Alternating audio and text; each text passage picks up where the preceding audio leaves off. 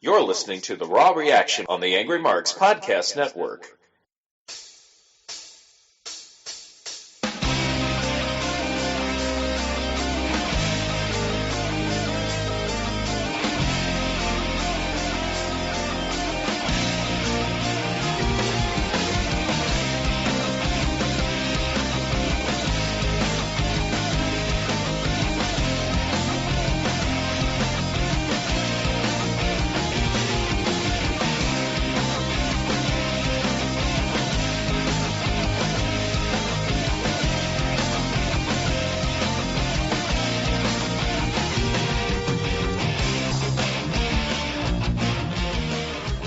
Killer Kev, what is up, brother?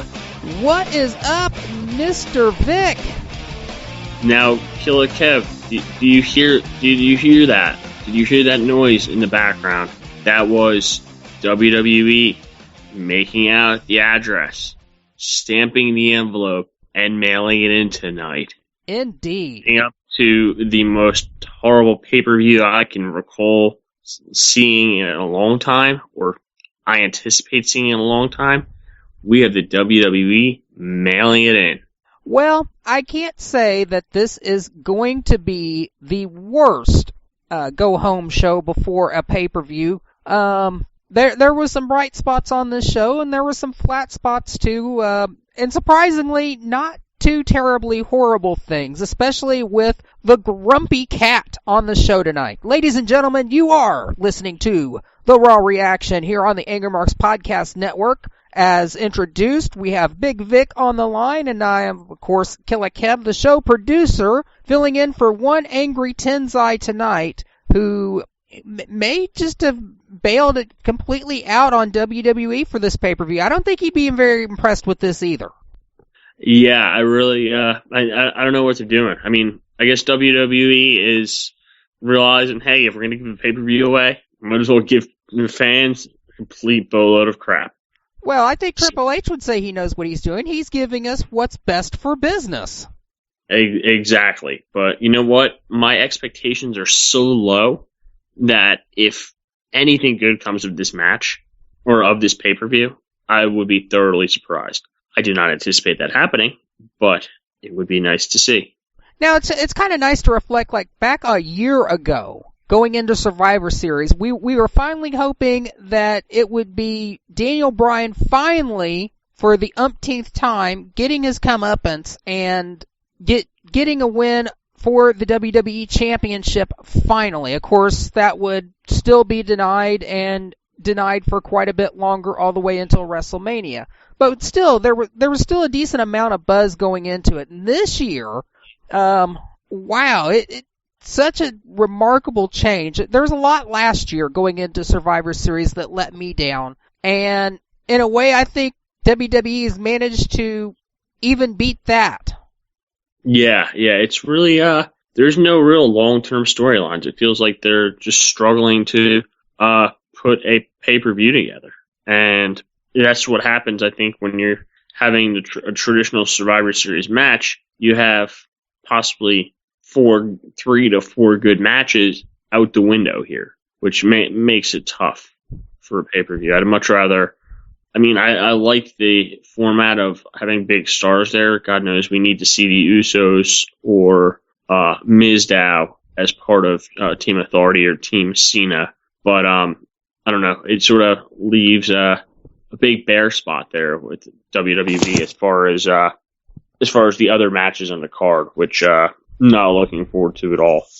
No, possibly not. But let's just go ahead and jump right into this show. We open this show with the entire of Team Authority coming down, and Triple H and Stephanie giving these long-winded speeches about how they're going to pick apart Team Authority, or Team Cena, and how Team Authority has to survive, and the fans are just sheep, and all this bullshit. Eventually it comes around to Ryback coming out, to where he basically says the only team that he can count on is Team Ryback. So he's not picking a side. It seems clear he is going to stay out of this for tonight.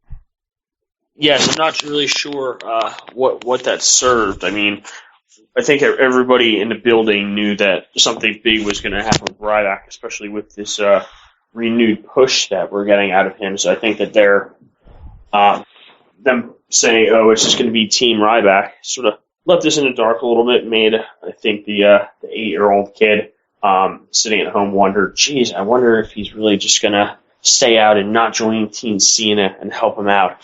So that was sort of that was interesting to see the way they ran that, and they sort of built up anticipation on that throughout the show, which Ryback played a pretty prevalent role in. Yeah, so many people after last week were predicting that it was going to be Ryback that joined, and I wasn't so sure that that was going to happen, especially how cold he reacted to John Cena last week. So Ryback out, and Team Cena is still looking for somebody. But Team Authority promised that everybody associated with Team Cena would be punished tonight, and we start off with Dolph Ziggler versus Luke Harper, and then after 2 minutes of intros and 5-minute commercial break and coming back out, we find out that the stipulations of the match have been changed. It is now Dolph Ziggler defending the Intercontinental title, and before he can even get started, you get an attack from Team Authority. They take him out. You got Seth Rollins at ringside, hits Ziggler with the Money in the Bank briefcase, and Luke Harper then proceeds just to wipe Ziggler out in a couple of minutes. Yeah, I don't know. It felt like this match was sort of one of those things where Vince McMahon was watching at home, and all of a sudden it's about to start, or it started, and Vince McMahon calls up and says, "Hey, you know what? Let's put the IC strap on somebody else." And they just radio down and like, "Hey, in the middle of the match, we're gonna make it a tag match, and guess what? We're gonna put the strap on. We're gonna put the strap on Luke Harper." So this will be interesting. I did not like this because it made Ziggler look incredibly weak, in my opinion. I think he deserved a fairly prolonged run, unless this leads to a feud with Luke Harper. I don't like this move at all. I think he could have held the belt for quite a while and really rode his way up in the division, but I think it's just sort of WWE. Okay, he's not super on fire right now. He's not the next Daniel Bryan. We're going to pull the plug on him and let him go back to being somebody who's striving for a mid-card title. Well, let's be honest. This is what they've done with Ziggler for years, and obviously Ziggler is not so offended by this that he's going to quit the company and show up in 90 days in TNA. So, it is what it is. But I don't know. I'm not upset with Luke Harper holding the title. I'm just surprised that we have had 2 title changes, one on television and one on WWE Network in the last couple of weeks. So things are quite a bit different going into the pay-per-view here. I like the way it was done with Rusev winning the title either. I thought that, maybe have a rematch on the network or something like that just to build it up a little bit more. But I just didn't like the way that they changed the title on this. They sort of threw him in. I didn't even expect. I don't even think, and I think we talked about this either before the match or after the match. Or I definitely thought to myself, "Hey, why are they putting up the title on the line when the big thing here, the big thing that's being defended here, is the streak that Rusev has?" Well, obviously, it's just another bit of punishment and humiliation that the Authority is trying to throw at anybody who's joining Team Cena. Yeah, but that was before Sheamus even got into. That was right after last pay-per-view. Sheamus wasn't on Team Cena, and Rusev wasn't on Team Authority. That only took place last week, I believe. Oh, okay.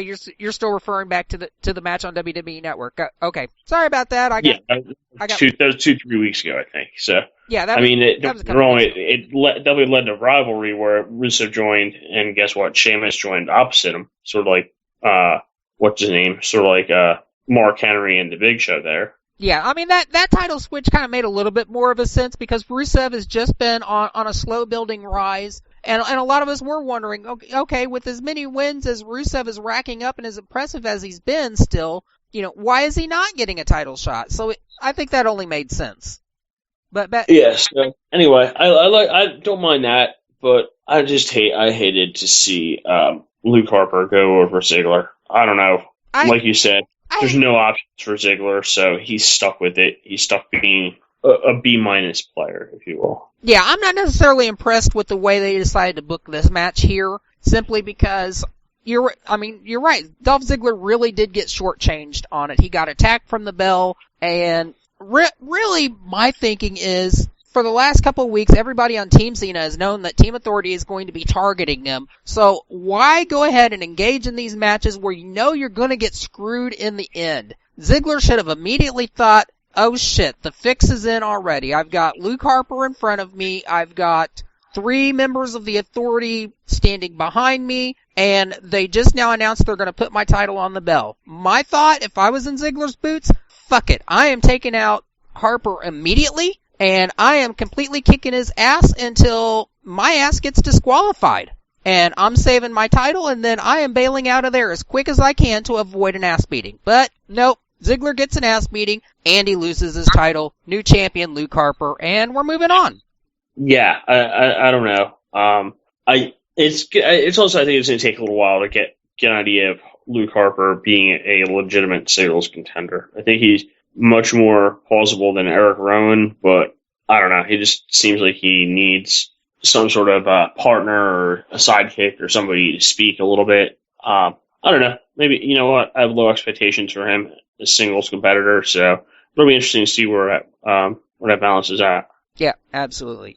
So, moving on, second match in the show, we get a rematch of last couple of weeks, Adam Rose versus Tyson Kidd again. And this was a fairly quick match as well. Before the match, Adam Rose tells the Bunny to stand at ringside, and Bunny basically stands at ringside, and Kidd and Adam Rose are doing their thing in the ring, and apparently towards the end of the match, Natalya and the Bunny start having some feelings for each other. The Bunny starts twerking. Adam Rose gets in trouble, gets in a sharpshooter, and the Bunny is not there to save him. So Tyson Kidd wins again. But after the match, Adam Rose brings the Bunny into the ring again, tries to attack the Bunny with the spin kick to the gut again, but the Bunny this time not only deftly evades it, starts humping Adam Rose from behind.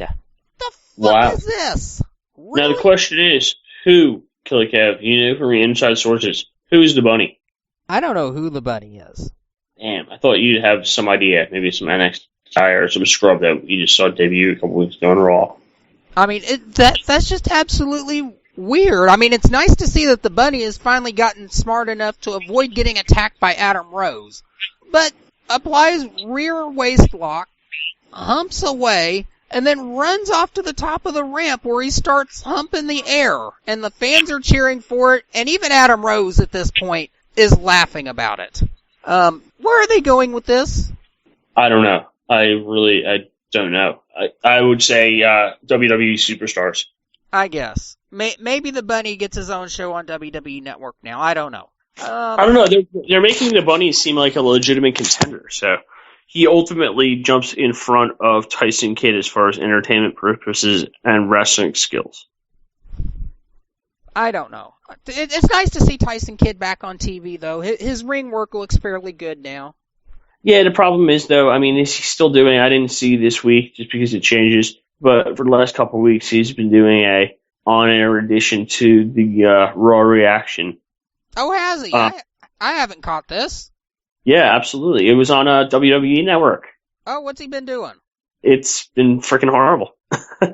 Nah, I'm just screwing around with you. Just wanted to see if you're paying attention to WWE Network. I wouldn't discount that. WWE is doing all kinds of strange shit. Although they were doing some cool shit tonight after Raw. They were doing a preview of the Macho Man Randy Savage story. Wow, that would actually be pretty entertaining. Yeah, and you don't even have to pay $9.95 this month for it. If you're a new subscriber, you get it free. If you're an old subscriber like me, you just get screwed like the Bunny did. Well, just like you got screwed originally. And ultimately, you know what? I wouldn't order this free if I could order it for free. Just because it's been such crap this past month. God. Like, I hate the build-up for this pay-per-view. Yeah. Moving on in the show, we had Bray Wyatt come out into the ring after a commercial break and start rambling on about Dean Ambrose and talking about Ambrose's neglected mother and abusive father and all this other shit. And then Dean Ambrose comes out on the screen and basically calls out Bray Wyatt on all his rambling bullshit. and then while he's on the screen, Dean Ambrose actually shows up in the ring and they have a scuffle. Yeah. I like this a little bit. I don't know. This feud, it doesn't feel like it could be where it's at. It feels like it's been a little bit forced, a little rushed. Like, I absolutely love the Dean Ambrose and Seth Rollins feud, just because there's so much build-up for it. Everybody's looking forward to it, and it was a while that everybody's looking forward to it. This seems a little forced, like, okay, guess what? He interrupted in the feud with Seth Rollins and Dean Ambrose, and now he's the next target, and they're sort of rushing it through in 4 weeks. I think that this could definitely be stretched out over a longer period of time, and hopefully they do. Maybe they do it next 3 pay-per-views. They do best out of 3 or something along those lines, and you just continue to build up, and you get a payoff at the end in the third match, obviously. Yeah. So really, this is the point in a feud where you just see where everything is going to go, and like I'm fond of saying, it's time to just shut up and fight. They didn't need to do all this talking that they did. They just need to show up and brawl until somebody broke it up. Yeah, and I feel like this is sort of taken the push away from Dean Ambrose over the last couple of weeks. If that does not make sense to you. Yeah, I can see that a little bit, but I mean, he was getting the big reaction. He was the one starting this show off, and this was, 3-4 weeks ago? Mm-hmm. And now he's basically, okay, it's the second biggest match at a pay-per-view. Well, I guess it'll go off as either a main event or the co-main event. Yeah. Unless somehow they bring Lesnar back for it. But I don't know. It's not like Hell in a Cell or a cage match or anything super spectacular. So I don't know if that's... I don't know if it's going to be a filler match between AJ Lee's title match and the traditional Survivor Series match, or if this is going to be the main event. No, I think they're going to put the Survivor Series match as the main event tonight on the pay-per-view Sunday, and this probably will be the match that they put right before a cool-down match like the AJ Lee match. That's fine, because the Divas match is pretty much going to be a nothing match anyway. It's not going to be looked at as co-main event. So now, what is now? Explain to me really quick. I don't really care about the Divas. The match, Bella, is that correct? You broke up there. What was that again? I said, what was that match tonight? Was it AJ Lee versus Nikki Bella? No, we'll jump to it here real quick. It was a preview match with Nikki Bella versus Brie Bella dressed up as AJ Lee. Oh, okay. All right. Thank God I missed that. That would have been even freaking worse. Well, it wasn't too bad of a match. There wasn't a lot that you were going to be expecting out of this match anyhow, but the end result was that Brie Bella somehow magically, accidentally racks up the win after Nikki's rack attack gets blocked by AJ as a distraction, and Brie rolls her up. Oh, wow. Yeah. Afterwards, Nikki, of course, attacks Brie. AJ comes in and hits a Shining Wizard on Nikki to take her out, and Brie just starts freaking out excitedly and just starts shouting, "Yes, yes, yes!" And then AJ kicks her ass, too.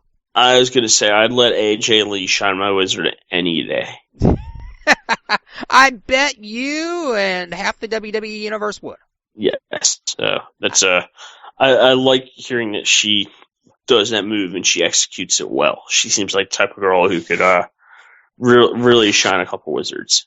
Possibly so. Possibly so. But speaking of shining and really knowing how to pull off the moves, match 3 of the night I thought was a really interesting matchup. Returning Ryback versus Antonio Cesaro. You know what? I didn't like this for a couple of reasons. Number one, there was no build-up in this. This could have been something, well, I mean, don't get me wrong, I don't follow a ton of build-up for Monday Night Raw, but this should have been something that was, trumpeted. This could have been, the main event. Instead, they just sort of throw it in there. I think they mentioned it when the show opened, but, I don't know. It was just not impressive as far as the build-up and anticipation for it. No, they definitely threw that out there. Yeah. I don't like that. I like a little bit of build-up, a little bit of anticipation, rather than just saying, hey, these two guys, give me a good fight. Number 2, wasn't it just last week that Ryback beat Cesaro in, 20 seconds or 2 minutes or something in like one of his more recent debuts coming up. I didn't get to watch Raw last week, so I don't know. I'm not sure if it was Raw. I think it might have been SmackDown or something like that. But there was a reason they were pissed off, and basically Ryback kicked the shit out of Cesaro in like 2 minutes to get him over a couple weeks ago. Number 3, the crowd absolutely sucked in this match. I mean, this is what, Roanoke, Virginia, you said? Yeah. Or Richmond? Oh my God, people were sitting on their hands the entire match. I thought the stadium was half empty when I saw that. There's no crowd reaction for everything. And I mean, don't get me wrong, it was a pretty long match, probably 12, 15-minute match. Went through a commercial break and whatnot, but the only time I saw any fan reaction was the last 2 or 3 minutes when they were basically reversing out of their finishers and pulling extra moves that you don't expect to see all the time, and it was like really cool. But still, I mean, the crowd just didn't seem that invested in it, which I don't know if it's more of a testament of how boring Cesaro is or how Ryback's push isn't going nearly as well as WWE thought it was. I think you just have to blame it on the crowd here, because I don't think it's Ryback, because Ryback got a good pop earlier in the night, and Cesaro typically gets good pops as well, so I think it was just the fans, for whatever reason, just not being into this match, and it's unfortunate because this is a really good technical match from both men. And I thought this match really highlighted a lot of Ryback's literal physical strength in the match, along with not only Cesaro's strength, but his technical repertoire as well. So this was a good match, and you're right. It's unfortunate the fans just weren't into this. And but then again, maybe it was because WWE just kind of threw this out there without giving any real kind of build-up for it. I think if you did have a build-up for it, like if it was advertised on last week's show that this match is going to be happening this week, I think you could have got a lot more enthusiasm out of it. Yeah, I mean, and the thing is, even tell us, like, you know what, tell us, hey, it's top of the hour, this is the match coming up. Or at halftime at a football game, this is the match that's going to be coming up. Give us something to anticipate. The last thing I didn't like about this match, and this might be a little nitpicking, this might be a little cheesy on my part, I did not like Cesaro's new hairstyle of hair and facial. He just looks like some regular old bald guy. I mean, I don't know, call me weird, but I like the way he had like the super receded hairline at the top and not as much facial hair. Now he's sort of turned into Vince McMahon's wet dream, pretty much. I don't want to know what Vince McMahon's wet dreams are. So, moving on, speaking of a little bit of lameness, our fourth match tonight was Rusev versus Heath Slater, decked out as an Uncle Sam wannabe. You know what? What were you I mean, first of all, Rusev's little lady, Lana, oh my God, her voice alone just gets me off. I might be the only person on this call right now who agrees, but... Oh, I don't have any problem with her voice, not at all. Especially when she's like, you stupid Americans. I just hear that and I'm just like, wow, that's fucking hot. You just can't wait to get her into a room where she has you all tied up and she's dressed from top to bottom in leather with a riding crop. Yes, and possibly an Uncle Sam hat on. Admit it, you would surrender our nation for 5 minutes with her, wouldn't you? Oh, it wouldn't take 5 minutes. It'd be about 5 seconds. I'd renounce my citizenship. You are such a traitor. Well, anyway, I did enjoy her trolling of the, was it Norfolk? Roanoke? Yeah. WWE fans, saying that she wanted to make everybody happy with a picture of herself. A topless picture. Or her topless picture, I guess she called it. And I knew there was going to be a topless picture. Unfortunately, I've watched her all long enough to know that that's never going to happen. No. But so when she basically popped up the Vladimir Putin picture, I got a pretty good chuckle out of that. I thought it was pretty funny because she basically was like, you guys can't live up to this picture. You guys don't deserve this topless picture. And then they throw Putin up there. So I think she's doing a super job with just we absolutely hate your guts heat on her and Rusev. Yep, absolutely. And I kind of love the little dig at Kim Kardashian, so I'd say that went over, and we've talked about that more than the actual match that happened, which is Rusev taking out Uncle Heath Slater with a clothesline, a stomp, and the accolade. Seriously, 30 seconds, we're done.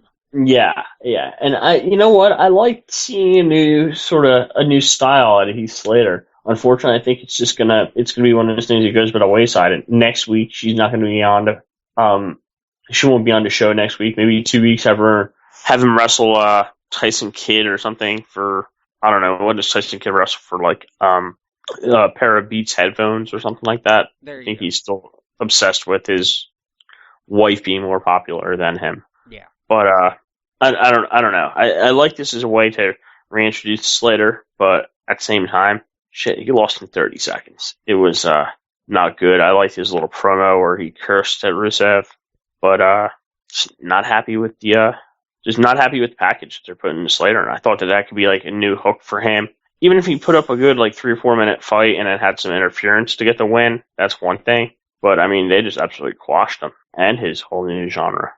Yeah, absolutely. So moving on into the show, we get Stephanie McMahon confronting Big Show. Big Show comes out for his match, and Stephanie comes out and basically kind of belittles Big Show and says, you know what? You've kind of been in the shadow of one wrestler or another for years. Isn't it time for you to be the big main eventer? And we can do that for you if you join the Authority, but if not, your career is going to be cut short. Yeah, well, you know what? At this rate, it wouldn't be a bad thing to see his career cut short. I think just the work rate, he's just gone downhill. And I mean, it doesn't help that he's in absolutely horrible shape right now. I mean, it does sort of make sense, but I don't see him turning his back on Cena at all. No, not at this point. Granted, he might do it in 5 minutes from now, if it suits him, but it doesn't suit him right now. But on top of this, we get Sheamus coming down to the ring and siding with Big Show and saying, I'm with Big Show and I'm with Team Cena as well, and we're not going to let you push us around. Well, Steph managed to find a way to push them around. She told them both that they were going to be in a match against each other, and that if Sheamus didn't participate she was going to pearl his work visa and get him thrown out of the United States. And on top of that, she also sweetened the pot. Whoever wins the match gets to be a contender to Brock Lesnar in the WWE Championship sometime down the road. I forgot that WWE has a championship. I haven't seen it on TV in quite a while, huh? Yeah. Not that they Who knows? Maybe they can do that match, like the next time he's going to show up on Raw. They can do that match backstage or something just to get it out of the way. So they could do it on the network. Exactly. Do it beforehand because nobody's going to want to see it after. Yeah, but this was a pretty slobber knocker match between two people who didn't want to do this, but once the handshakes were over, good grief, did they punch the shit out of each other. Yeah, it was a hard match, but you know what? That's sort of what the WWE is looking to do. I don't understand why they didn't just let this match finish up and then make a run in afterwards, but instead they came in about 10 minutes into the match and got some interference from Mark Henry and what's his name? And who else were in? Rusev? Oh, that's right. Sorry, Rusev. Yeah, well, that's because you can't believe anything that Stephanie McMahon or the Authority is going to tell you, because with Mark Henry and Rusev hitting the ring, there was no winner in this match. This match is going to be called a no contest. So therefore, neither man gets a shot at the title down the road. Ha ha ha! Got us. The only thing that I liked about this match was the preview for it when Stephanie was setting it up. She looked good today in her red dress, man. She looked freaking hot. Yeah, she did. But this is another case of where Sheamus and Big Show should have realized, hey, there's something fishy about this. They're not going to offer us a title shot just because they're kind and benevolent here. Something else is going to happen. They should have bailed out of this as quickly as they did. Instead, they beat the shit out of each other for no reason, and then Mark Henry and Rusev beat the shit out of them some more. So now we've got 3 beat-up, injured guys from Team Cena going into this pay-per-view. Absolutely makes no fucking sense at all. Yeah, I don't know. I mean, I think they were just trying to stack the deck and make it seem like, oh man, Team Cena is really in trouble. Everybody's going to go in there and get injured. Well, yeah, and that's what they promised. Yes, but unfortunately, we know that Cena's going to be, no matter who it is, whether hook or crook, he's having five relatively healthy people ready to go to pay-per-view. Well, so far in the show, it certainly doesn't look like it because pretty much everybody but John Cena has had the piss beat out of him for the last couple of weeks. Yeah, I don't know. Then that leads to the end of the show. I'm trying to think. Oh, you know what? We've got one more match. One thing I want to discuss with you. Okay. It's a new day. Yes, the New Day promos. I am loving these. Now, who I like it. It's catchy and all. Who is in the New Day? Is it just what's his name? Biggie Langston and not R-Truth, but R-Truth's buddy. Yes, it is going to be the combination of Kofi Kingston and Biggie Langston and Xavier Woods. And you just made me forget his name now. Thanks. Oh shit! You know what? I thought they tried to do this about 6 months ago. Well, Xavier Woods was going to try to preach to him and do this and that, and then nothing happened. And then I think what's his name got a title shot at some point, ended up losing it, and then we're sort of back to what we were doing before. Yeah, they've introduced little bits and pieces of this over the last couple of months here. So it looks like they're finally got this idea down and they're starting to pull it together, and I'm hoping we finally see them debut with this new gimmick soon. Yeah, I don't know. Are you gonna order the WWE Network for this pay-per-view? I gotta ask. They already billed me for it, so. Oh shit! You didn't get off. Damn. No, but I'm actually considering canceling it after the end of the month. Yeah, I was gonna say I want you to keep your judgment open. Now, one thing that I didn't see, and I didn't catch 100% of Raw, so you can fill me in on this. There's now a tag team championship matchup. Please enlighten me on this and how this came about. I didn't quite catch. Was it announced before the show? I don't even know. I hate to admit this. I don't know how that came about either because I haven't been able to keep up on the show the last couple of weeks myself. Alright, well, long story short, we have the Usos, we have the Team Rhodes Brothers / Golden Stardust / Los Matadores and Mizdow.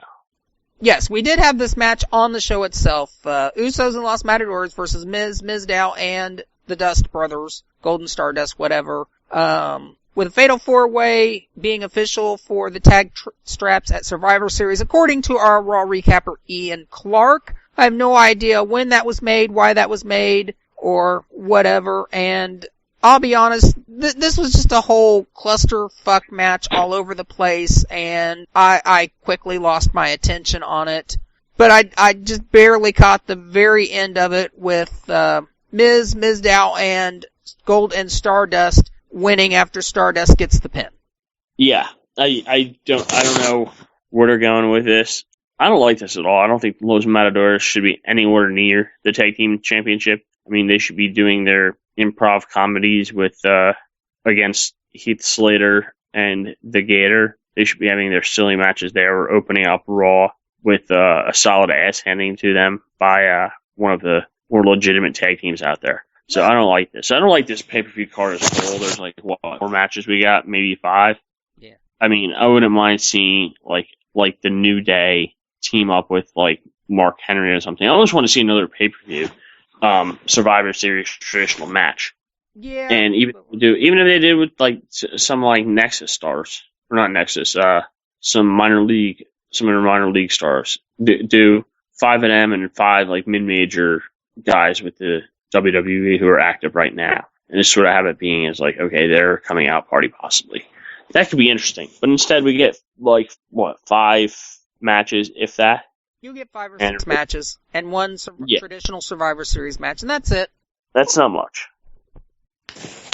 So now, did we cover everything, or do you want to go over even this? It confused me a little bit just trying to end the promo for the night with everybody trying to make their run-ins, and Cesaro got a big pop because everybody thought, oh, he's going to join Team Cena, and he says, screw it. And then, hey, guess what? You know what? We spent the last 3 hours leading up to this. No matter, like, basically Ryback is going to join the team. everybody sort of knew it, and it took 3 hours of lead time and beat ups and stuff like that. The other thing that I thought was pretty cool was Eric Rowan joining the team. I did not see that happening. Yeah, just quite a little bit of surprise there. Just to break it down here, we finally get to the contract signing. John Cena goes around moping and whining about how everybody's beat up and how he'll even start picking fans out of the crowds now, and that's what he's got to do to put a team together. But at the end of the day, we get beat up Dolph Ziggler, and then we get beat up Big Show, and we get so that makes 3 of them, and then we get John Cena's hat trick coming out of absolutely nowhere, Eric Rowan.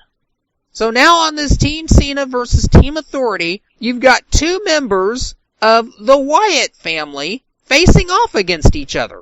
Yeah, you know what? I like it as like a throw something at your crowd and all of a sudden like establish him as a face, but there's nothing leading up to that. I mean, I don't know if he's gonna be the one to turn. So who is no longer with Cena? It felt like we lost Cena was up to the number of guys. Then we lost a couple people, and then we gained a couple people. Does that sound about right? No, we originally had Cena, and then Ryback, or no, not Ryback. We had Cena, we had Big Show, we had Sheamus, and then we had, why is my mind blanking? Ziggler. Yeah, Ziggler. I don't know. It felt like we were off. Cena, Big Show, Ziggler, Sheamus. So that was 4, and then we needed 1 more, but Sheamus got so beat up in his match, it looks like he's going to be out. Yes. So then we got Luke Harper, and then finally you get Ryback coming out, who decides to join Team Cena after all. Yeah, so I don't know. So sort of what we expected leading into the pay-per-view, and it was just a sort of very windy road the way they got there. Yeah, definitely. I have no idea why they decided to go ahead and pull Sheamus off this like they did. I don't know. Maybe because nobody cares. I don't know. Very strange. Or you know what? This match doesn't do a lot for Sheamus. I mean, no matter what, Sheamus is going to be. I feel like Sheamus is at the point in his career where he's established enough where he can go. They can throw him in a pod in Elimination Chamber, but basically he's like one or two guys who is not going to come up with a win. There it's sort of like the Shield when they were breaking up, and it is just. Nobody was really a threat to them. You knew when they were going to be threatened, and you knew when they weren't. Yeah. So that's how Raw ended for the night. The only thing that we did not cover was the Grumpy Cat. Oh, Jesus. All right, I'll let you cover this because I have no idea what the Grumpy Cat is, and I'm going to hang on every word because you're going to tell me. You don't know who or what the Grumpy Cat is? I have no clue. Have you not seen the memes going around with this really fluffy but pissed off looking cat with comments of like, dude, that's half the frickin' internet, man. Come on. I mean, you've seen it everywhere with suggestions like of some kind of happy phrase, and then the picture of the cat, and then underneath it says, "No, it was awful," or "I hope you go to hell," or some other expression of disgust and contempt. So basically, this guy's a douchebag animal, a douchebag feline. Yeah, kinda. Interesting. I'm sort of starting to like it now. But this meme has now become a sensation to the fact that this cat now has its own agent. It has licensing agreements, and in 2 weeks, it has its own movie coming out on cable television. A cat. I don't know. And it's not like an anamorphic cat like Garfield or Heathcliff, and it's not like Heathcliff was one cool cat. It's not like it's a cat that does something that's got a story behind it like Milo and Otis. No, it's just a damn cat that sits on somebody's lap and looks pissed off. That's all. And that's all we got tonight with this as well, which in a way I think was actually fine, because the cat just appeared in a couple of backstage segments where it was sitting on this table, just sitting there looking all pissed off, not doing anything, and for all the segments you have Mizdow and The Miz coming up to it and trying to talk to it about doing a movie together. That's it. Interesting. So, pay-per-view. Who's doing what? Winners, losers? Oh, I don't know, because I'm not that excited over the pay-per-view. All right, I'm going to start. AJ Lee gets to win over Nikki Bella. Probably some shenanigans from Brie Bella. Tag team championship. Well, you know what? Yeah, I say Nikki Bella's going to win because of interference by Brie Bella, and that's going to be AJ Lee's last match because there's rumors that she's ready to be done again. Damn, she's going to come live with me? No, I think she's more interested in living the life as Mrs. AJ Brooks now. I know, you're so disappointed. Yeah, I don't know. Tag team matchup. Who's going to win it? Let's see, our tag team matchup is Golden Stardust defending against the Usos, Los Matadores, and The Miz and Damien Mizdow. I'm going to go with Miz and Mizdow on this one. You know what? I wouldn't mind seeing it. They were getting a little bit of a push. It seems like it's got diminished to being some little stuffed puppets best friend this week, but they've got a little push, and I think that the crowd's really reacting to Sandow, which is awesome because he wasn't getting any reaction, even when he was wearing like the other team's hockey jerseys and like just talking about how much losers the sports team in the city is. So I don't know. Yeah, I don't know how much. I'm gonna go with them. Yeah, I think they can elevate the belts. Yeah, I don't know how much traction they will get, but I think give them a shot. They've done well on TV for a while. Yeah. Okay. Next up, we have the match between Dean Ambrose and Bray Wyatt. Bray Wyatt. I think this is going to go in typical Bray Wyatt fashion. He's going to He's going to get his ass beat early in the match. He's going to dominate most of the match. He's going to do the weird upside down walking thing, and then Dean Ambrose is going to finish him off. Really? Okay, that'll be interesting. I think that this match turns into something bigger, a nice little feud. Maybe the feud gets up to maybe even a Royal Rumble. I don't know. I don't know if this can stretch out that long. It's only 2 more pay-per-views.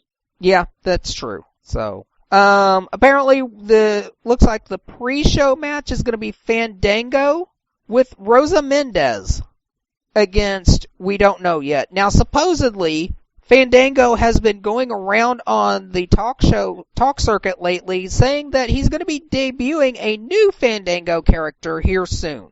Interesting. Like, is it going to be like the movie phone and sort of tell people what movies are playing and help them order tickets? Maybe. I don't know. That'd be interesting. Can we get him in like one of those bellhop costumes? That'd be pretty entertaining. Yeah. So, only other match left on the card, at least for right now. We've got 4 matches scheduled on the main card. The traditional Survivor Series elimination tag team match. Team Cena, consisting of John Cena, Dolph Ziggler, Big Show, Eric Rowan, and Ryback against Team Authority, the Money in the Bank title holder, briefcase holder Seth Rollins, Kane, Mark Henry, Rusev, and Luke Harper. With the stipulation, if Team Authority loses, they will no longer be in power. So, who's your prediction? Who's going to be the last people in the match? It's going to come down to John Cena versus Kane. Wow, interesting. I don't think Kane. I'm going to say it's going to come down to John Cena and Eric Rowan versus Harper and maybe one other person. And I wouldn't be shocked to see. Shocked to see what? I get a heel turn. I guess you'd call it. I mean, apparently Eric Rowan's now a face for the last 5 minutes, but I could see him going right back to being a heel.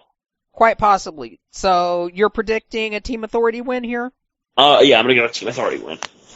I won't be surprised if Team Authority wins, because if they lose, then what's Stephanie and Triple H's purpose on WWE television anymore? And as much as I would love to see them off of television for a very long time, with no more of this authority bullshit, because we've had this bashed over our heads for the last year and a half, and I've completely hated it, there's just no way I can actually see that realistically happening. So I can't, as much as I want Team Cena to win to make that happen, in reality I just can't see it happening. I hear you on that. Alright, man. Well, I think that's enough for the show. Looking forward to at least getting this pay-per-view out of the way. It just sort of feels like dead space and some pretty crappy matches overall. hopefully my expectations are low enough to be shocked and happy once they actually come through. Oh, I'm sure we'll have some good matches on the pay-per-view. I don't predict that there's going to be any absolute dud messages, but we will find out. So that's all we have for Raw Reaction this week. I will give a quick plug for tomorrow night's show, the Undisputed Wrestling Show with the Prophet Rick Craig, Zane Paisley, and the NWA champion, and I can't remember which belt he's holding right now, Mr. William Huckabee. He is an NWA champion. I just can't remember which promotion out in Carolina he's holding that for because it is 12:30 at night and my brain is now fried. However, what's not fried is in the first hour we're going to be talking with the Dangerous Bull, Don Basher. He is a wrestler and promoter from Indianapolis, and we're going to talk to him about his career and about his promotion, WCWO. And then in the second hour, we're going to have a double team. We've had them on the Angry Marks podcast before. We're going to have them again. It is Madman Pondo and Crazy Mary Dobson joining us. So check out the show tomorrow night live here on AngryMarks.com.